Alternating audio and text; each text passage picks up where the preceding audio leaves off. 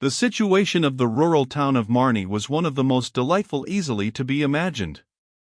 In a spreading dale, contiguous to the margin of a clear and lively stream, surrounded by meadows and gardens, and backed by lofty hills, undulating and richly wooded, the traveler on the opposite heights of the dale would often stop to admire the merry prospect that recalled to him the traditional epithet of his country. Beautiful illusion. For behind that laughing landscape, penury and disease fed upon the vitals of a miserable population.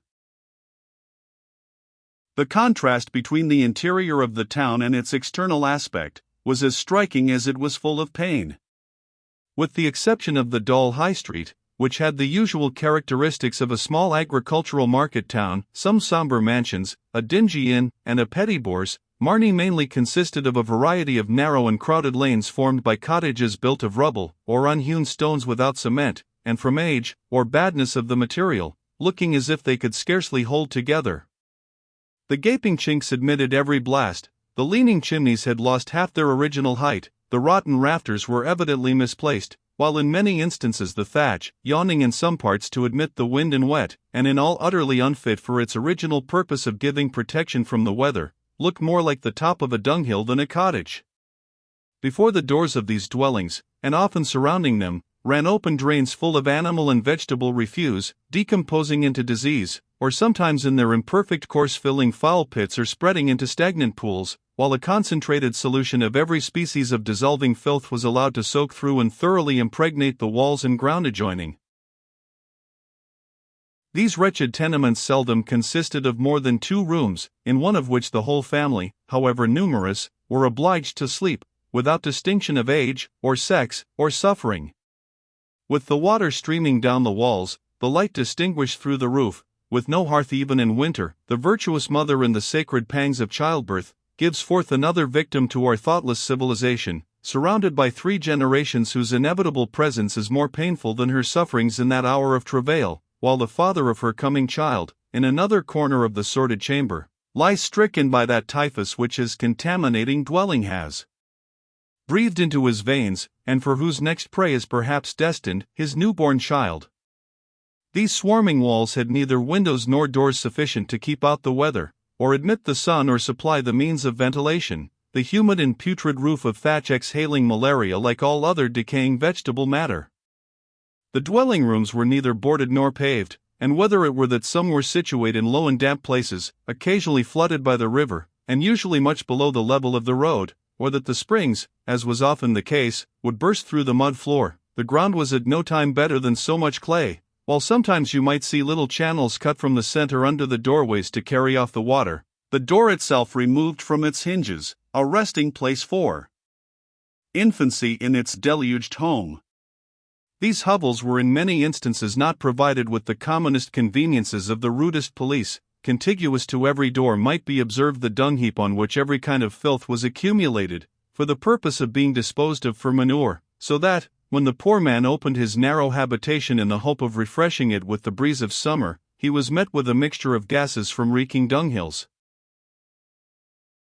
This town of Marney was a metropolis of agricultural labor, for the proprietors of the neighborhood having for the last half-century acted on the system of destroying the cottages on their estates, in order to become exempted from the maintenance of the population. The expelled people had flocked to Marney, where, during the war, a manufactory had afforded them some relief, though its wheels had long ceased to disturb the waters of the March.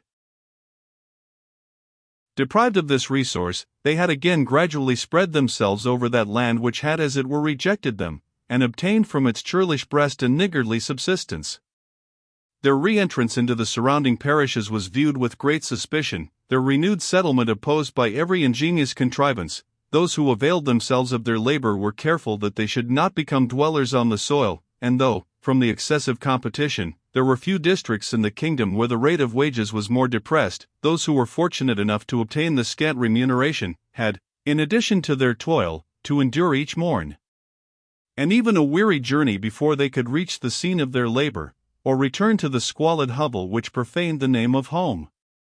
To that home, over which malaria hovered, and round whose shivering hearth were clustered other guests besides the exhausted family of toil fever, in every form, pale consumption, exhausting sinicus, and trembling ague, returned after cultivating the broad fields of merry England. The bold British peasant returned to encounter the worst of diseases with a frame the least qualified to oppose them, a frame that, subdued by toil, was never sustained by animal food, drenched by the tempest, could not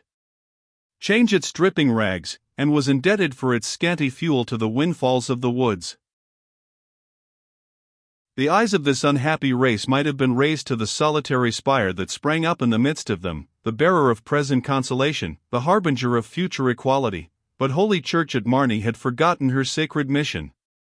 We have introduced the reader to the vicar, an orderly man who deemed he did his duty if he preached each week 2 sermons, and enforced humility on his congregation and gratitude for the blessings of this life.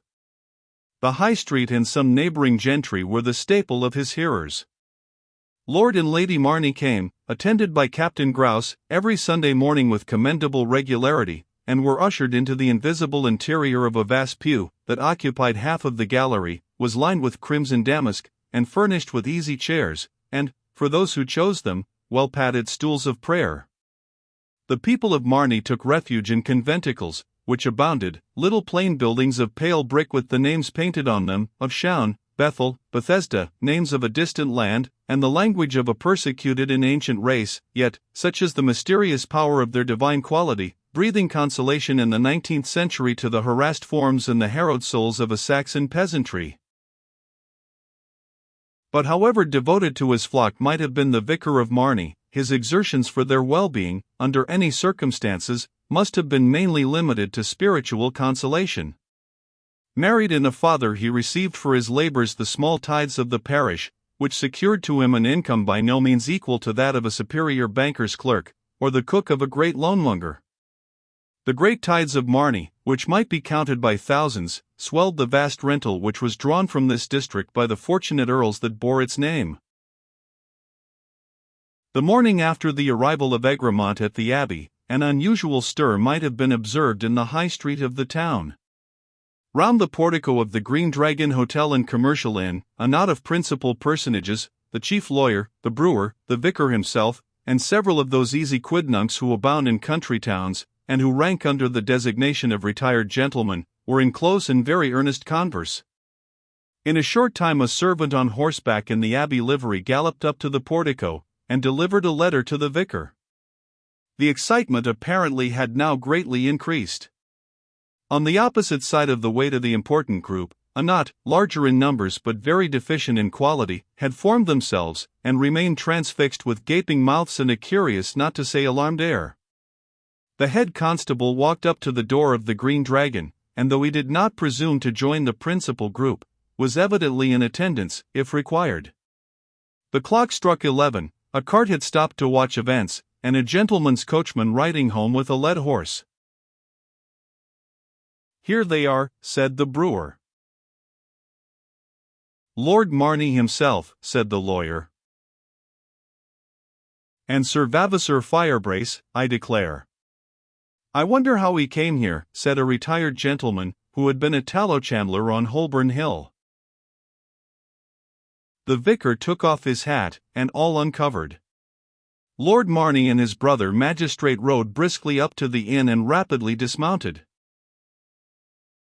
"Well, Sninkford," said his lordship, in a peremptory tone, "this is a pretty business. I'll have this stopped directly." Fortunate man if he succeed in doing so. The torch of the incendiary had for the first time been introduced into the parish of Marney, and last night the primus stacks of the Abbey farm had blazed a beacon to the agitated neighborhood.